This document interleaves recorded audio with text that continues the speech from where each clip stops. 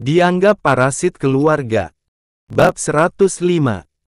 Papa enggak lupa, kan, alasan David sampai mendekam di penjara.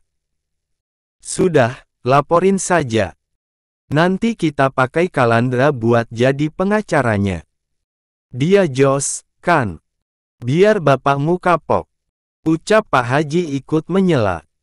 Payah kamu, Kap. Baru juga punya istri tambahan, kok iya kamu langsung lupa yang sudah ada?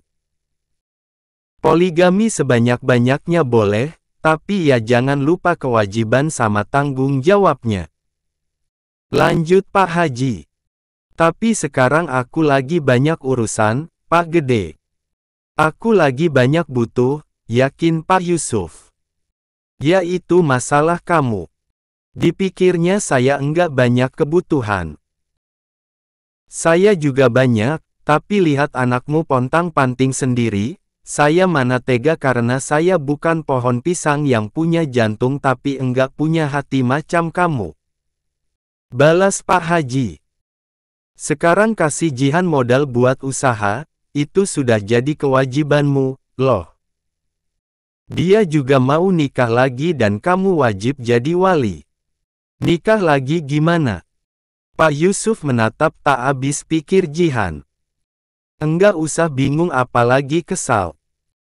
Kalau kamu tanggung jawab ke anak kamu dan urus dia dengan semestinya, kamu pasti tahu update keadaannya tanpa syok gitu.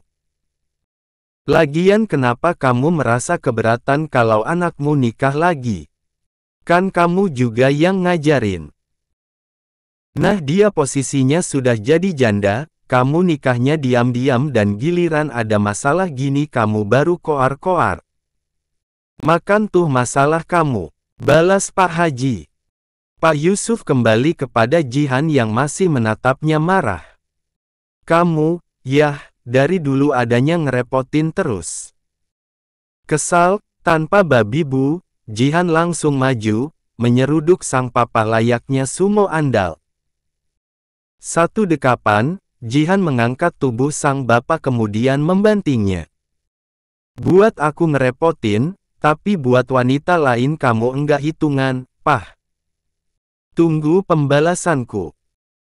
Kesal Jihan masih menahan emosi, walau di hadapannya, sang papa yang meringkuk sudah langsung terengah-engah meringis kesakitan akibat ulahnya. Dih, Han. Kamu keterlaluan banget. Patah semua tulang papa kalau begini caranya. Rengek Pak Yusuf. Karyawan di sana tak ada yang berani mendekat apalagi menolong. Semuanya kompak pura-pura tidak tahu, memilih menyibukkan diri dengan merapikan semua yang berantakan di sana khususnya sepeda motor yang sampai remuk. Pokoknya aku enggak mau tahu, Pah. Kalau cara papa terus begini, aku enggak segan laporin papa ke polisi. Tegas Jihan. Tapi papa beneran lagi enggak ada duit, Han. Mohon Pak Yusuf. Mau kamu belek perut papa pun, enggak akan ada duit yang keluar. Tai banget emang kamu, Pak. Kesal Jihan yang sudah akan menjatuhkan diri ke tubuh sang papa. Oke, Han. Oke. Ucap Pak Yusuf menyerah. Misi hari ini selesai. Tak sia-sia dari kampung ke Magelang dan sampai nyaris 7 jam perjalanan. Juga, Pak Haji yang merasa bangga karena akhirnya Jihan bisa tegas, mau belajar dari arahannya. Membuatnya merasa pengorbanan yang ia lakukan hingga mereka sampai ada di sana, tak sia-sia. Sebenarnya kamu mau menikah sama laki-laki macam apa sih, Han? Tanya Pak Yusuf kesulitan dan memang mendadak tidak bisa bangun. Bergerak saja, ia hanya mampu melakukannya dengan sangat terbatas. Han, ini tolong bantu papa, dong. Papa enggak bisa gerak, rengek Pak Yusuf masih merengek kesakitan. Nah, loh. Jangan-jangan langsung stroke. Ujar Pak Haji curiga karena Pak Yusuf sampai jadi begitu. Biarin sih, biar enggak ada yang mau sama papa lagi. Syukurin, azab nyata ini. Ujar Jihan yang malah kegirangan saking keselnya kepada sang papa. Baginya, akan jauh lebih aman jika sang papa beneran stroke agar tidak hobi nikah lagi dan pada akhirnya hanya dikuras harta kekayaannya oleh si wanita. Sementara itu di tempat berbeda, David tengah mengantar setiap pesanan nugget. Pria itu menggunakan motor mengunjungi setiap rumah, kantin, atau warung yang memesan dan sebelumnya memang order lewat WA. Terakhir karena rumah paling jauh, David mengajak Tarkan pesanannya ke rumah Widi.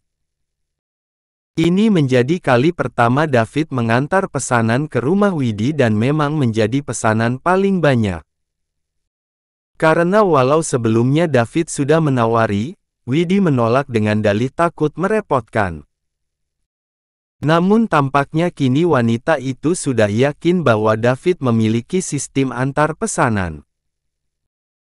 Pengantaran yang dilakukan serempak berdasarkan kapan pesanan itu dibuat, sesuai periodenya karena memang akan sangat mempengaruhi waktu antarnya. Rumah orang tua Widi yang otomatis juga rumah orang tua Sofia, sukses membuat David pangling.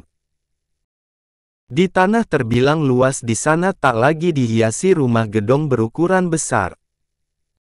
Sebab kini hanya meninggalkan bangunan gubuk kecil di sebelah bekas bangunan rumahnya. Keadaan tersebut membuat David berpikir, apakah rumah orang tua mantan istrinya itu telah menjadi korban bencana alam? Kapan? David sungguh ingin tahu walau tentu saja kepeduliannya itu sudah sangat terlambat. Karena jangankan menjadi suami yang baik di masa lalu kepada Sofia yang sudah sangat mengabdi, menjadi papa yang layak untuk Daim saja, tidak. Tapi ini beneran, rumah Widi. Pikir David yang memang menjadi tidak yakin. Karenanya, ia sengaja memastikan dan setelah ia melongok di rumah sangat sederhana yang bagian depannya merupakan warung, ia melihat sang mantan ibu mertua tengah mewadahi air di kantong biasa orang membuat es batu. Assalamualaikum, Bu. Maaf, saya mau antar pesanan Widi. Jujur, hanya untuk mengucapkannya, David membutuhkan keberanian sekaligus nyali yang sangat besar. Di hadapannya, Ibu Rusmini kebingungan menatapnya. Wanita yang namanya terbilang sangat mirip dengan nama mamah David itu, seolah tidak mengenali David. Saya David, Bu. Mau antar pesanan nugget Widi, lanjut David yang mengakhirinya dengan senyum tak berdosa. Barulah setelah itu, Ibu Rusmini seolah langsung nge atau itu paham. Oh, silakan. Sebentar. Tak beda dengan David, Ibu Rusmini juga merasa sangat canggung. Untuk beberapa saat ia bingung sebelum akhirnya memanggil Widi yang tengah memasak di dapur ditemani ketiga anaknya. Hah? Gimana, Mak? Enggak jelas. Ini si Salwa nangis terus dari tadi. Ya ampun, kepalaku berasa sampai sudah retak, balas Widi yang tangan kirinya masih diperban. Sadar sang anak kewalahan mengurus ketiga anaknya yang terus saja ingin menempel kepada Widi, Ibu Rusmini segera mengambil Salwa, mengembannya secara paksa lantaran bocah itu tidak mau. Ayo ikut Nini, tungguin Mas Daim, nanti Mas Daim mau datang lagi. Wawa sayang Mas Daim, kan? Bujuk Ibu Rusmini yang sangat tahu, jurus andalan membujuk anak perempuan Widi itu wajib menggunakan Daim. Salwa yang matanya sudah basah, langsung mengangguk-angguk nurut. Membuat Ibu Rusmini segera menggiring dua anak Widi yang masih tersisa dan memang tampak tantrum. Sini ikut Nini dulu, Ibu lagi masak.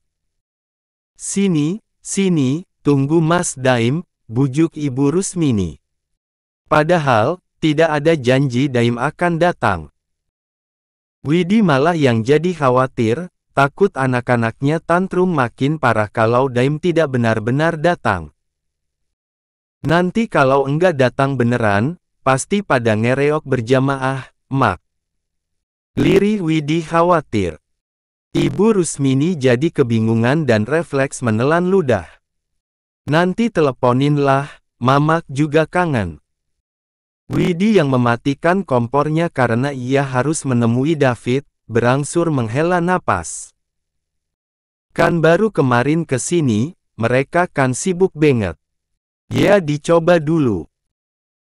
Kali ini Ibu Rusmini benar-benar memohon karena ia memang sangat rindu pada Daim maupun kebersamaan keluarga kecil mereka yang dilengkapi oleh Kalandra maupun Sofia. Sementara itu di luar rumah, setelah membuka wadah penampung yang menghiasi motor matic bagian belakangnya, David yang memboyong 2 kantong besar dari sana, langsung membawanya masuk.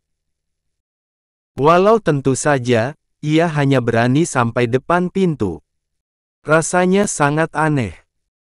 Mereka yang sempat dekat kini malah menjadi orang asing yang terlibat dalam kerja sama. Sore sudah makin redup menyisakan kesibukan yang harus segera diselesaikan layaknya apa yang tengah David lakukan. Namun, pria itu langsung dibuat terkejut ketika melihat penampilan Widi yang sekarang. Bukan karena wanita itu tak berjilbab, tapi karena luka-luka Widi khususnya yang di wajah dan juga tangan kiri. Lukanya sangat parah termasuk yang di wajah, dan bisa David pastikan akan sulit hilang jika tidak ditangani secara khusus. Parah banget loh, itu. Kamu sudah berobat? Sergah David. Widi yang menjadi canggung, berangsur mengangguk-angguk. Ia masih menutupi perban di tangan kirinya menggunakan kain jarit. Kali ini Widi memang memakai kemeja lengan pendek. Karena selain memang sangat risih sekaligus sakit, memakai lengan pendek lebih disarankan untuknya yang tangannya memang masih bengkak. Sudah, Mas. Sudah diobati. Terus, itu totalnya jadi berapa? Balas Widi yang sampai tersenyum canggung. David baru akan meletakkan 2 kantong besar di tangannya, tapi di luar, Ibu Rusmini sudah heboh bersama ketika anak Widi yang salah satunya wanita itu gendong.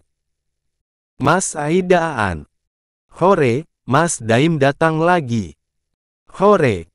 Hori. Tak hanya suara heboh tersebut. Sebab klakson mobil yang terdengar makin mendekat, juga turut melengkapi kehebohan tersebut. Kecanggungan sungguh tak terelakkan dan terus saja David rasakan. Walau tidak begitu berani karena nyalinya seolah menciut akibat kehadiran keluarga kecil Sofia, David memberanikan diri untuk menoleh, melihat mobil Pajero hitam di jalan sana. Bertepatan dengan itu, kaca pintu sebelah setir turun sempurna. David mengetahui mobil tersebut merupakan mobil Kalandra, tapi kali ini ia dikejutkan oleh pengemudi yang tidaklah lain Sofia. Sungguh menakjubkan, Sofia sudah bisa menyetir walah di sebelahnya, Kalandra yang memangku Daim masih kerap mengarahkan. Mas, itu motornya suruh minggir. Tentu David sadar, yang Sofia maksud itu motornya. David langsung panik karenanya. Masuknya pelan-pelan, sayang. Belajar. Ambil kanan dikit, masuk pelan-pelan. Kalandra masih memberi arahan. Tapi aku enggak yakin, Mas. Sempit banget soalnya. Mau diparkir di sini, takut halang-halangi jalan. David yang sadar diri buru-buru meletakkan 2 kantong besar berisi aneka nugget yang ia bawa. Ia langsung lari menuju motornya dan memang tengah dipermasalahkan oleh Sofia. Widi yang melihat itu langsung kikuk. Pasti enggak enak banget jadi Mas David. Tapi mau gimana lagi, kan yang berulah juga dia juga. Kayak aku saja, kadang juga ada saat aku merasa enggak enak banget ke Mbak Sofia. Batin Widi yang kemudian langsung kicep karena di belakang mobil yang Sofia kemudikan, ada sosok yang juga cukup ia kenal. Dr. Andri, pria itu datang menggunakan motor gede yang sempat menabraknya. Kecanggungan juga langsung menimpa kebersamaan Sofia dan Calandra setelah pemilik motor dan tak lain David, menuntun motor yang Sofia permasalahkan. Tentu, mereka terlihat jelas beda kelas walau baik Sofia maupun Calandra sama-sama memakai pakaian santai, benar-benar tidak ada yang berlebihan. Kemudian, tatapan Calandra dan Sofia kompak tertuju pada Daim. Bocah itu langsung heboh memandangi ketiga anak Widi. Dan refleks, mereka yang kembali bertatapan berangsur tersenyum satu sama lain. Amna, yah, Mas. Mas tetap papa terbaiknya Mas Daim, kok. Sofia meyakinkan dan Calandra langsung tersenyum hangat. Gantengnya suamiku kalau lagi senyum gitu. Lanjut Sofia sengaja memuji sang suami. Oh jelas. Sergah Calandra yang pipinya langsung merah. Kemudian ia tertawa diikuti juga oleh Sofia. Kayaknya David Riku alias enggak enak banget ke kita. Kayaknya Mas, balas Sofia yang baru saja beres parkir disusul oleh Dr. Andri yang menyusul. Seperti yang Sofia dan Calandra yakini, David memang merasa super canggung sekaligus malu. Kalian bisa membayangkan bagaimana jika kedua rasa itu sampai dirasakan di waktu yang sama. Jangankan pura-pura tenang, menatap saja David tidak memiliki keberanian. Jadilah yang langsung David lakukan adalah menyelesaikan pembayaran Widi. Coba dicek dulu pesanannya. Ini notanya, ucap David yang langsung mengeluarkan nota yang dimaksud dari tas pinggang warna hitamnya. Oke, mau, bentar aku cek, balas Widi. Ketika Widi langsung mengecek setiap nugget di kantong, David diam-diam mengawasi apa yang terjadi di luar. Kebersamaan Sofia dan Calandra. Setelah menurunkan Daim yang langsung lari kegirangan menghampiri anak-anak Widi menggunakan sepatu berbunyi cit-citnya, Calandra berangsur memutari mobil bagian depannya. Calandra menuju pintu sebelah setir dan langsung menurunkan Sofia dari sana dengan sangat hati-hati. Sungguh pemandangan yang kelewat manis. Jarang-jarang ada pasangan yang saling perhatian begitu tanpa kenal tempat.